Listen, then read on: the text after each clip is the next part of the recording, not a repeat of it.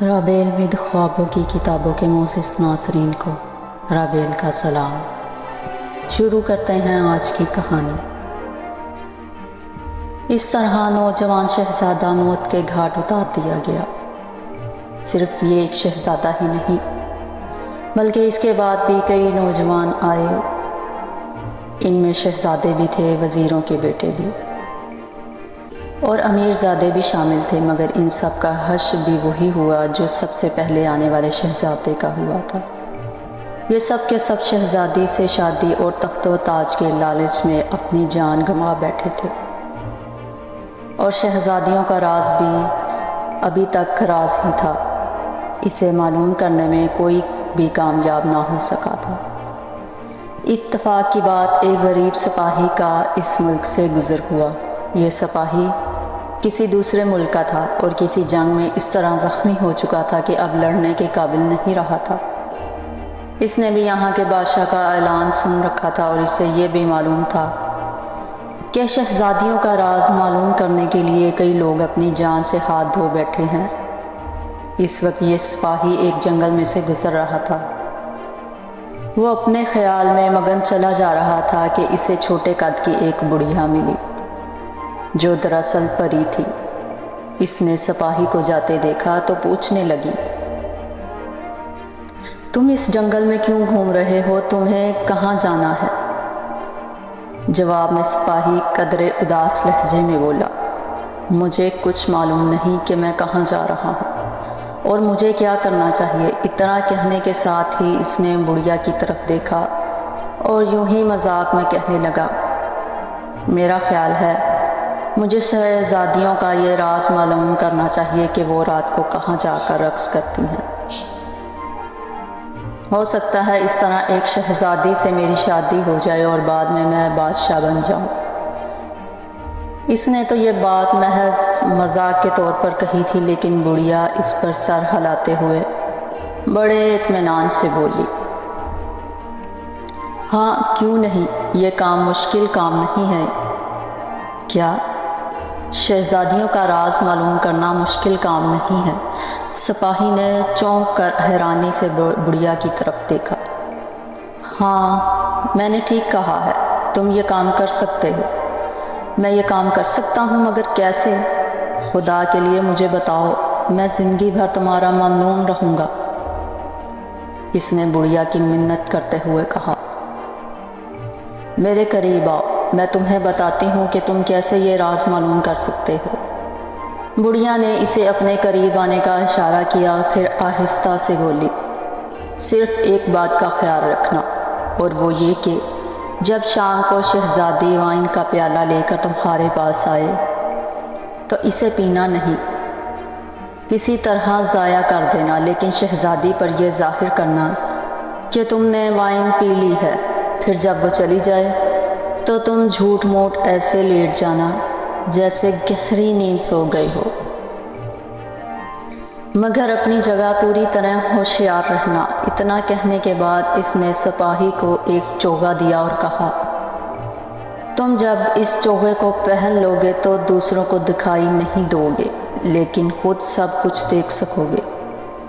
اس طرح تم رات کو شہزادیوں کا پیچھا کر سکو گے اور تمہیں یہ راز معلوم ہو جائے گا کہ وہ کہاں جاتی ہیں۔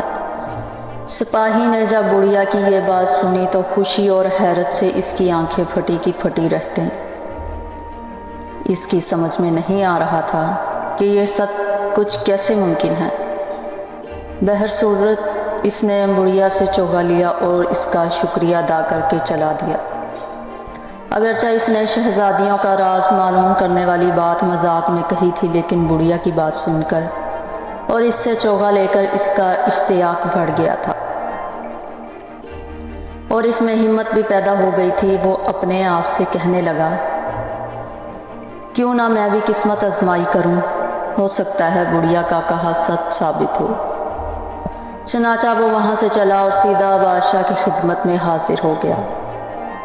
دربار میں حاضر ہو کر آداب بجا لایا اور پھر سر جھکا کر عرض کی، عالی جاں، میں بھی قسمت آزمائی کے لیے آیا ہوں، میں شہزادیوں کا راز معلوم کروں گا۔ بادشاہ نے ایک نظر اسے دیکھا اور پھر بولا، کیا تمہیں ہماری شرائط کا علم ہے؟ حضور، میں جانتا ہوں اور تمہیں یہ بھی معلوم ہونا چاہیے کہ تم سے پہلے کئی نوجوان اپنی جانیں گنوا بیٹھے ہیں، اس لیے پوری طرح سوچ سمجھ لو۔ حضور والا، میں سوچ سمجھ کر حاضر ہوا ہوں، مجھے آپ کی ہر شرط منظور ہے۔ جب بادشاہ نے یہ سنا تو کہنے لگا، اگر تم اس کام کے لیے واقعی آمادہ ہو تو ہماری طرف سے اجازت ہے۔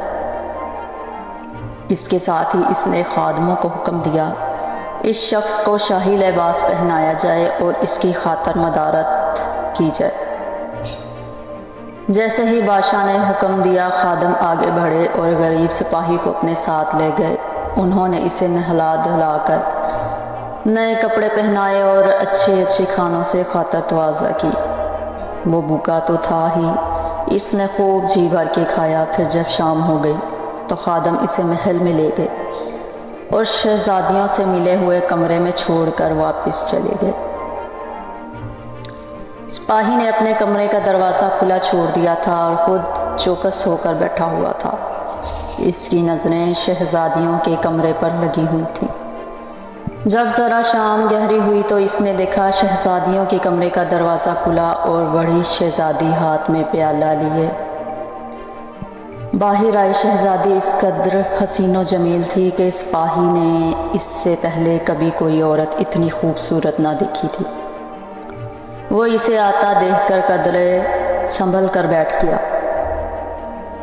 شہزادی آہستہ آہستہ چلتی ہوئی اس کے پاس آئی اور پیالہ اس کی طرف بڑھاتے ہوئے بولی، تم ہمارے مہمان ہو، میں تمہارے لیے وائن لائی ہوں۔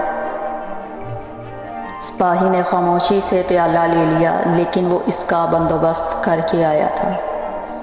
اس نے اپنی تھوڑی کے ساتھ ایک سپنج باندھا ہوا تھا اور وہ شہزادی سے پیالہ لے کر اس طرح وائن پینے لگا کہ وہ منہ میں جانے کی بجائے تھوڑی سے گرتی ہوئی سپنج میں جذب ہونے لگی۔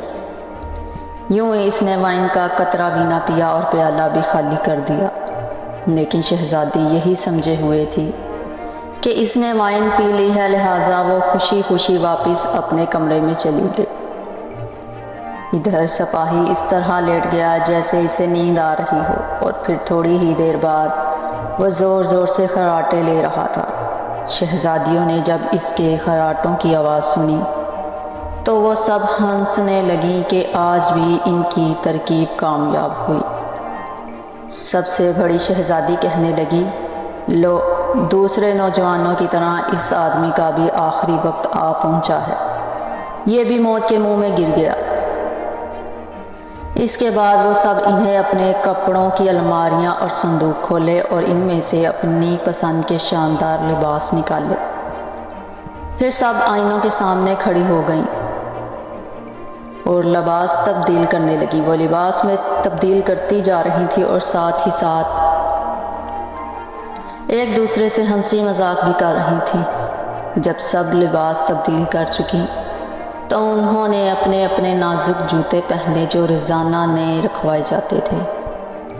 جوتے پہن کر وہ خوشی میں اسی طرح پاؤں اچھال رہی تھی جیسے رقص کرنے کے لیے بیتاب ہو رہی ہوں۔ اس وقت سب سے چھوٹی شہزادی سہمی سی آواز میں بولی، مجھے نہیں معلوم کیا وجہ ہے تم سب خوش ہو رہی ہو، مگر میں دل ہی دل میں پریشان ہوں۔ مجھے یوں لگتا ہے جیسے ہمارے ساتھ کوئی انہونی ہونے والی ہے۔ تم بڑی سادہ لو ہو، بیوقوفی کی باتیں مت کرو، بڑی شہزادی نے اسے تھپکی دیتے ہوئے کہا۔ تم ہمیشہ ڈرتی رہتی ہو، کیا تم بھول گئی ہو کہ اب تک کتنے شہزادے اور نوجوان ہماری نگرانی پر معمور ہوئے اور سب کے سب موت کے منہ میں چلے گئے؟ پھر وہ چھوٹی شہزادی کی ہمت بڑھاتے ہوئے بولی، جب تک اس سپاہی کا تعلق ہے، اس کی تو اسی وقت آنکھیں بند ہو رہی تھی جب میں کمرے میں داخل ہوئی تھی۔ اگر میں اسے بے ہوشی کی وائن نہ بھی پلاتی، جب بھی وہ اب تک گہری نیند سو جاتا، اور اب تو میں نے بے ہوشی کے لیے وائن بھی پلا دی ہے۔ اس پر ایک اور شہزادی نے اسے تسلی دیتے ہوئے کیا تم سن نہیں رہی ہو؟ کہ وہ اس وقت خراٹے بھر رہا ہے اور گہری نیند سو رہا ہے۔ اس طرح انہوں نے چھوٹی شہزادی کو مطمئن کر دیا اور سب ایسے تیار ہو کر کھڑی ہو گئی جیسے کہیں جانے والی ہوں۔ بڑی شہزادی ایک بار پھر دبے دبے قدموں سے سپاہی کے کمرے میں گئی اور اس نے دیکھا وہ بے حس و حرکت پڑا خراٹے لے رہا تھا۔ وہ جس طرح لیٹا تھا اسی طرح پڑھا تھا اور اب تک اس نے ہاتھ پاؤں بھی نہ ہلائے تھے۔ یہ دیکھ کر بڑی شہزادی خوشی خوشی واپس اپنے کمرے میں آئی اور اپنی بہنوں سے کہنے لگی، سب ٹھیک ہے، اب جلدی چلو۔ اتنا کہہ کر وہ اپنی مسہری پر چڑھ گئی اور اس نے دونوں ہاتھوں سے تالی بجائی۔ تالی کا بجانا تھا کہ مسہری فرش سے نیچے چلی گئی اور وہاں ایک دروازہ کھل گیا۔ دوسری طرف سپاہی کن اکھیوں سے یہ سب کچھ دیکھ رہا تھا۔ اس نے دیکھا کہ شہزادیاں ایک ایک کر کے فرش میں کھلنے والے دروازے میں سے نیچے جانے لگیں۔ سب سے پہلے بڑی شہزادی نیچے اتری اور اس کے پیچھے پیچھے دوسری گئی تھیں۔ جیسے ہی سپاہی نے یہ دیکھا کہ تمام شہزادیاں نیچے اتر گئی ہیں تو وہ ایک لمحہ ضائع کیے بغیر اچھل کر اٹھا۔ اس نے جلدی سے بوڑھی پڑی کا دیا ہوا چوگا پہنا اور لپک کر شہزادیوں کے پیچھے چل دیا۔ فرش میں کھلنے والے دروازے کے نیچے سیڑھیاں تھیں اور اب وہ سب ان سیڑھیوں سے نیچے جا رہے تھے۔ ابھی وہ آدھی سیڑھیاں ہی اترے ہوں گے کہ پیچھے پیچھے آنے والے سپاہی کے پاؤں کے نیچے چھوٹی شہزادی کا گاؤن کا کونا آ گیا۔ اس کے ساتھ ہی چھوٹی شہزادی گھبرا کے کھڑی ہو گئی اور بہنوں سے کہنے لگی، دیکھو، کسی نے میرا گاؤن پکڑ کے کھینچا ہے۔ اوہ، تم کیا بیوقوفی کی باتیں کر رہی ہو؟ بڑی شہزادی سر کو جھٹک کر بولی، یہاں تمہارا گاؤن پکڑنے والا کون ہے؟ دیوار میں کوئی کیل ہوگی جس سے اٹک گیا ہوگا۔ چھوٹی شہزادی خاموش ہو گئی اور پھر سیڑھیاں اترنے لگی اور پھر سیڑھیاں اترنے لگی۔ اس طرح وہ سیڑھیاں اترتی ہوئی ایک ایسی جگہ پہنچ گئیں جو انتہائی خوبصورت تھی اور جہاں درخت تھے۔ ان درختوں کے تمام پتے چاندی کے تھے اور اندھیرے کے باوجود بڑے چمک دھمک رہے تھے۔ شہزادیوں کے پیچھے پیچھے آنے والے سپاہی نے اپنے دل میں سوچا، مجھے اس جگہ کی نشانی کے لیے کچھ پتے لے لینے چاہیے۔ اس نے ہاتھ بڑھا کر ایک چھوٹی سی ٹہنی توڑی۔ اس کے ساتھ ہی درخت سے زوردار آواز پیدا ہوئی اور آواز سنتے ہی چھوٹی شہزادی سہم کر کھڑی ہو گئی اور بولی، مجھے یقین ہے آج کوئی انہونی بات ضرور ہوگی۔ کیا تم لوگوں نے آواز نہیں سنی؟ اس سے پہلے تو کبھی ایسے نہیں ہوا تھا۔ اس پر بڑی شہزادی نے اسے سمجھاتے ہوئے کہا، پگلی، یہ تمہاری بہنوں کی آوازیں ہیں جو خوشی میں شور کر رہی ہیں۔ چھوٹی شہزادی خاموش ہو گئی اور وہ سب پھر چلنے لگی۔ چند ہی لمحے گزرے ہوں گے کہ وہ درختوں کے ایک جھنڈ کے پاس پہنچ گئی۔ یہاں تمام درختوں کے پتے سونے کے تھے اور اس طرح چمک رہے تھے کہ آنکھیں چندھیائی جا رہی تھیں۔ سپاہی نے پھر سوچا اس جگہ کی بھی کوئی نشانی رکھ لینی چاہیے۔ چنانچہ اس نے ہاتھ بڑھا کر ایک ٹہنی توڑ لی، لیکن اس بار اس نے بڑی آہستگی سے شاخ توڑی۔ لیکن اس کی پوری احتیاط کے باوجود پھر شاخ ٹوٹنے سے آواز پیدا ہو گئی اور چھوٹی شہزادی ایک بار پھر ٹھٹک کر رہ گئی۔ میں یقین سے کہہ سکتی ہوں کہ آج کوئی انہونی بات ہونے والی ہے۔ میں نے تیسری بار آواز سنی ہے۔ کیا تمہیں کوئی آواز سنائی نہیں دی؟ اس کی دوسری بہنیں اسی طرح خوشی سے اچھلتی جا رہی تھیں کہ انہوں نے کچھ بھی نہیں سنا تھا۔ اس لیے بڑی شہزادی نے اسے تسلی دیتے ہوئے کہا، تمہیں تو یوں ہی وہم ہو گیا ہے۔ یہاں ہمارے سوا کون ہے؟ مفت میں پریشان ہو رہی ہو۔ چھوٹی شہزادی پھر خاموش ہو گئی۔ اس نے سوچا، ہو سکتا ہے یہ میرا وہم ہو، لہٰذا وہ خاموشی سے ان کے ساتھ چلنے لگی۔ ابھی وہ تھوڑی ہی دور گئی ہوں گی کہ جھیل آ گئی جس کے کنارے پر 12 کشتیاں لگی ہوئی تھیں۔ ہر کشتی میں ایک خوبصورت نوجوان شہزادہ بیٹھا ہوا تھا اور وہ سب شہزادیوں کا انتظار کر رہے تھے۔ وہاں پہنچنے پر تمام شہزادیاں ایک ایک کشتی میں سوار ہو گئیں۔ اس موقع پر سپاہی بھی آگے بڑھا اور سب سے چھوٹی شہزادی کی کشتی میں سوار ہو کر ایک طرف بیٹھ گیا۔ جب شہزادیاں کشتیوں میں سوار ہو گئیں تو شہزادوں نے اپنی اپنی کشتی کھینا شروع کر دی۔ جس کشتی میں چھوٹی شہزادی سوار تھی اور جس میں سپاہی بھی موجود تھا، اس کو چلانے والا شہزادہ کہنے لگا، میری سمجھ میں نہیں آ رہا کیا وجہ ہے، میں اپنی پوری طاقت سے کشتی چلا رہا ہوں مگر کشتی بڑی آہستہ رفتار سے چل رہی ہے۔ آج مجھے کشتی کچھ زیادہ ہی بھاری معلوم ہو رہی ہے، خاص طور پر ایک جانب سے اس پر زیادہ بوجھ محسوس ہو رہا ہے۔ پہلے تو کبھی ایسا نہیں ہوا، میرا خیال ہے گرمی زیادہ ہونے کی وجہ سے تمہیں ایسا لگ رہا ہے، شہزادی نے کہا۔ آج میں خود بھی ضرورت سے زیادہ گرمی محسوس کر رہی ہوں۔ اس جھیل کے دوسرے کنارے پر ایک قلعہ تھا جو اس وقت روشنیوں سے جگمگا رہا تھا اور اس کے اندر سے دل نشین موسیقی کی دھنیں باہر آ رہی تھیں۔ تمام شہزادوں نے اس قلعے کے پاس جھیل کے کنارے اپنی کشتیاں روک دی اور پھر اپنی اپنی شہزادی کا ہاتھ پکڑے قلعے کے اندر چلے گئے۔ سپاہی جو بڑھیا کے دیے ہوئے چوغے کی وجہ سے کسی کو دکھائی نہیں دے رہا تھا، وہ بھی ان کے پیچھے قلعے کے اندر چلا گیا۔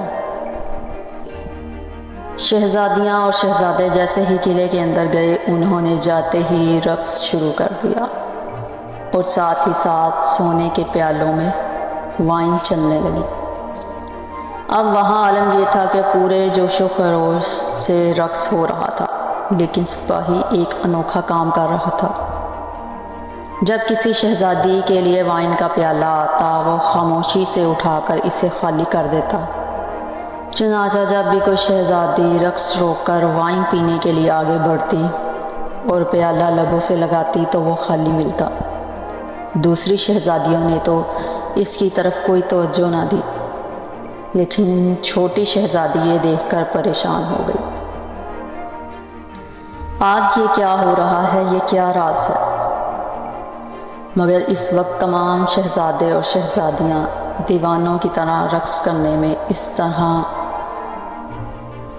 مصروف تھے کہ کسی نے اس کی بات نہ سنی، اور پھر وہ بھی اس کے ساتھ رقص میں شریک ہو گئی۔ وہ رات بھر رقص کرتے رہے یہاں تک کہ صبح کے 3 بج گئے۔ پوری رات مسلسل رقص کرنے کی وجہ سے شہزادیوں کے نازک جوتوں کے تلے صرف گھسے ہی نہیں بلکہ ان میں جگہ جگہ سوراخ ہو گئے۔ آخر انہوں نے رقص بند کر دیا اور واپس چلنے کے لیے تیار ہو گئیں۔ شہزادے انہیں ساتھ لے کر کشتیوں کے پاس آئے اور سب اپنی اپنی کشتی میں سوار ہو گئے۔